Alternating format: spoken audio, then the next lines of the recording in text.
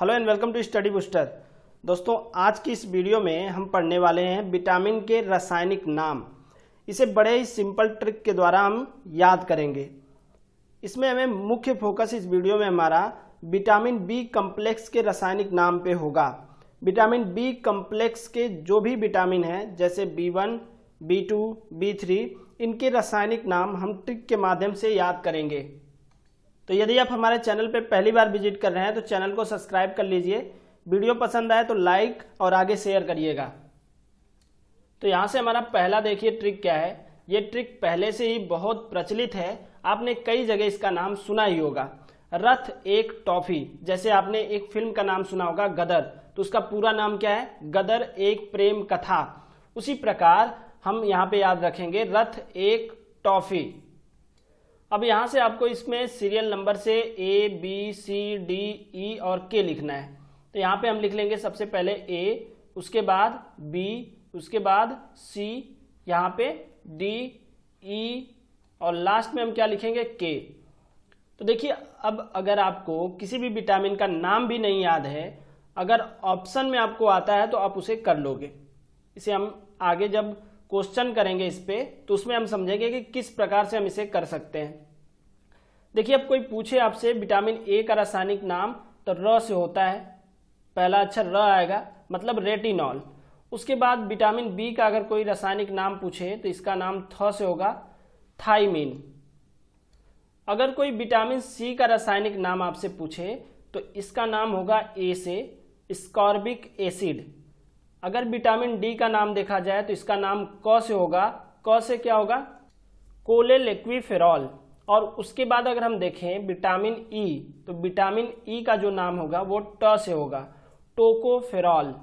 उसके बाद अगर विटामिन के का नाम देखा जाए तो इसका नाम होगा फ से, फाइलोक्विनोन। तो इस प्रकार से आप इन्हें याद रख सकते हैं। तो आपको क्या करना है, बस इतना एक लाइन आपको बस याद रखना है। अगर आपको ये एक लाइन याद हो जाती है तो आपको इनका रासायनिक नाम याद करने की जरूरत ही नहीं पड़ेगी। अगर आपको क्वेश्चन में ऑप्शन दिया जाएगा तब आप आराम से उसे कर लोगे। अब हम देखेंगे कि vitamin A, B, C, D, E, K की कमी से होने वाले रोगों के बारे में। तो ट्रिक हमारा क्या है? रवे सारे वर, रवे सारे वर। तो र के यहाँ हम क्या करेंगे? ए लिखेंगे और व के यहाँ बी लिखेंगे। ऐसे करके आगे हम यहाँ पे सी और यहाँ पे डी, उसके बाद ई और लास्ट में हम क्या लिखेंगे? के लिखेंगे। तो विटामिन ए की कमी से कौन सा रोग हो जाएगा? र से होगा, र का मतलब रतौधी। विटामिन बी की कमी से कौन सा रोग होगा? व से होगा, वेरी वेरी। विटामिन सी की कमी से कौन सा रोग होगा? स से होगा, जिसका नाम होगा स्कर्वी। और विटामिन डी की कमी से कौन सा रोग होगा? रिकेट्स। विटामिन ई की कमी से बाझपन। और विटामिन के की कमी से रक्त का थक्का न जमना। तो इन विटामिनों से होने वाले रोगों को आप इस ट्रिक के द्वारा याद रख सकते हैं, रवे सारे वर। तो अब हम बात करेंगे विटामिन बी कम्प्लेक्स के रासायनिक नाम पे। जैसे विटामिन B1 का रासायनिक नाम क्या होता है? थाइमिन। B2 का रेबोफ्लेविन, B3 का नियासिन और B5 का पेंटोथेनिक अम्ल और B6 का पैरोडॉक्सिन और B7 का होगा बायोटीन। B9 का हमने यहाँ पे लिख दिया है, यहाँ पे छूट गया है। तो B9 का रासायनिक नाम क्या होगा? Folic acid. और B लास्ट में हमारा बचता है B12। तो B12 का रासायनिक नाम क्या होगा? साइनोकोबालामीन। अब हम इसका ट्रिक देखते हैं कि ट्रिक के द्वारा हम इसे किस प्रकार से याद रख सकते हैं। देखिए, ट्रिक हमारा है थर के न्यू पैंट पर फूल बसा। अब यहाँ से जो थर है, इस थर को हमें कैसे याद रखना है? हमको याद रखना है घर। अभी हमने यहाँ पे थर लिखा, तो थर को आप याद रखिएगा घर। घर के न्यू पैंट पर फूल बसा। अब देखिए, यहाँ से हम क्या करते हैं, यहाँ पे नंबरिंग कर लेते हैं। सबसे पहले हम यहाँ पे क्या लिखेंगे? B1। B1 के बाद क्या लिखेंगे? यहाँ पे B2। उसके बाद इस K को हम छोड़ देंगे, इस K का कोई मतलब नहीं है, K को हम क्या करेंगे? छोड़ देंगे। इसके बाद यहाँ पे हम लिखेंगे B3। देखिए B4 नाम का कोई विटामिन नहीं होता है, तो B4 को क्या करेंगे हम छोड़ देंगे और यहाँ पे आ जाएगा हमारा B5। उसके बाद पर क्या हम लिख लेंगे B6। उसके बाद अगला क्या है, अब यहाँ से हम फूल को पहले क्या करेंगे छोड़ देंगे, इसके आगे आएंगे और यहाँ पे स है ब है, ब की जगह हम क्या मान लेंगे B7 और उसके बाद फिर से हम यहाँ पे इसके पीछे B9 मान लेंगे और लास्ट में हमारा क्या हो जाएगा B12। अब देखिए इस क्रम को याद करना भी थोड़ा मुश्किल है, मुश्किल नहीं है, अगर आप चाहें तो इसको आसानी से याद कर सकते हैं। देखिए पहले क्या है B1, उसके बाद B2, B3, B4 नाम का कोई विटामिन नहीं होता है, तो B5 और B6, यहाँ तक तो हमको याद करने में कोई दिक्कत नहीं होगी। अब जैसे देखिए ट्रिक में अब थोड़ा सा चेंज करके इसको याद रखिए। जैसे यहाँ पे हमने क्या कहा, थर की जगह हमें घर मान लेना है, तो घर के न्यू पैंट पर यहाँ पे फूल के आगे आप लगा लीजिए 9।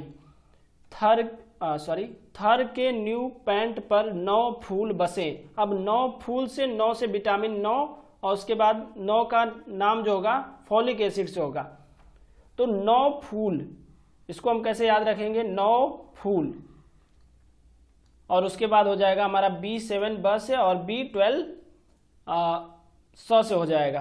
तो देखिए अब यहाँ पे हम लिखते हैं B1 की जगह हम क्या लिखेंगे थ। अब देखिए पहले जो हमने ट्रिक बताई थी रथ एक टॉफी, रथ एक टॉफी, इसमें जो हमारा ये था ये विटामिन बी का नाम था, तो विटामिन बी को ही विटामिन B1 कहा जाता है। विटामिन बी कहिए या उसको विटामिन B1 कहिए, दोनों चीजें एक ही हैं। तो विटामिन B1 तो हमें पहले से ही याद है, तो हम अगर घर को याद रखें तो घ को हम क्या करेंगे छोड़ देंगे, र से हम देखेंगे रेबोफ्लेविन, मतलब विटामिन B2 की, B2 के यहाँ से। अब यहाँ से देखिए विटामिन B2 का नाम क्या है, इसको हम लिखेंगे र और र से हमारा हो जाएगा रेबोफ्लेविन। उसके बाद आता है के को हम कुछ भी नहीं मानेंगे, न्यू से हमारा हो जाएगा नियासिन या निकोटिनेमाइड या नियासिन, ये हमारा किससे हो जाएगा न्यू से। उसके बाद B5 अगर देखा जाए तो ये पैंट।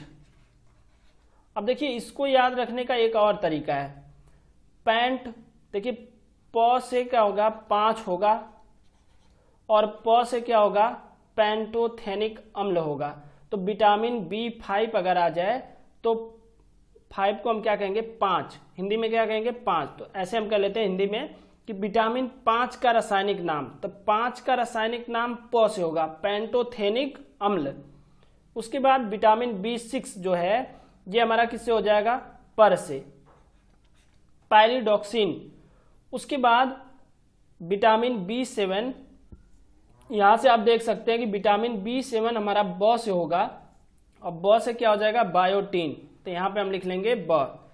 और एक हमारा बच जाता है जिसे हमने इस साइड लिखा है, आपको दिख रहा होगा ये कि विटामिन B9 का रासायनिक नाम क्या होगा, तो 9 फूल, ऐसे हम याद रखेंगे 9 फूल, तो 9 फूल से हो जाएगा फोलिक एसिड, यहाँ पे हम लिख देते हैं फूल, 9 फूल, तो फूल से हमारा हो जाएगा फोलिक एसिड।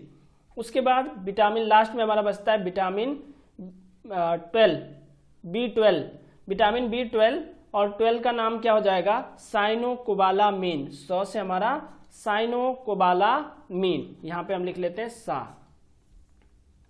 तो यहाँ से एक बार मैं आपको फिर से इसे रिपीट कर देता हूँ। देखिए आपको क्या करना है, यहाँ पे जो थर लिखा है यहाँ पे घर मान लेना है, तो घर के न्यू पैंट पर 9 फूल बसा, घर के न्यू पैंट पर 9 फूल बसा, 9 से विटामिन 9 का हो जाएगा फ से नाम उसका फोलिक एसिड। उसके बाद यहाँ पे 7 और 12। तो चलिए अब देखते हैं कि क्या वाकई में इन विटामिनों का नाम बिना याद किए अगर हमारे सामने ऑप्शन है तो क्या हम इनके क्वेश्चंस कर सकते हैं या नहीं।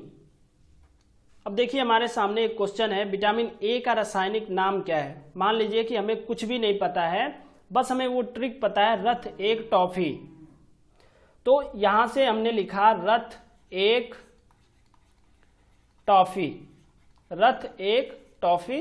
तो विटामिन ए का नाम पूछा है तो हम यहाँ से अगर नंबरिंग करें ए, उसके बाद बी, उसके बाद सी, उसके बाद डी, उसके बाद ई और लास्ट में हम क्या लिख लेंगे एफ, सॉरी यहाँ पे हम लिख लेंगे के। तो ये देखिए विटामिन ए का नाम पूछा है तो विटामिन ए की जगह हमारा क्या आ गया, र आ गया। तो इसमें अब देखिए कि र से किसका नाम है, थायमिन तो र से नहीं स्टार्ट है, ये रेटिनॉल जो है र से स्टार्ट है, इसका मतलब ऑप्शन नंबर डी हमारा क्या होगा, सही होगा। तो यदि आपको नाम नहीं भी याद है फिर भी आप अगर ये ट्रिक याद है तो ऑप्शन अगर आपके सामने है तो क्वेश्चंस को आप आसानी से कर ले जाओगे। अब अगला क्वेश्चन हम देखते हैं कि विटामिन B7 का रासायनिक नाम क्या है। हमारा ट्रिक क्या था, थर या घर, थर के न्यू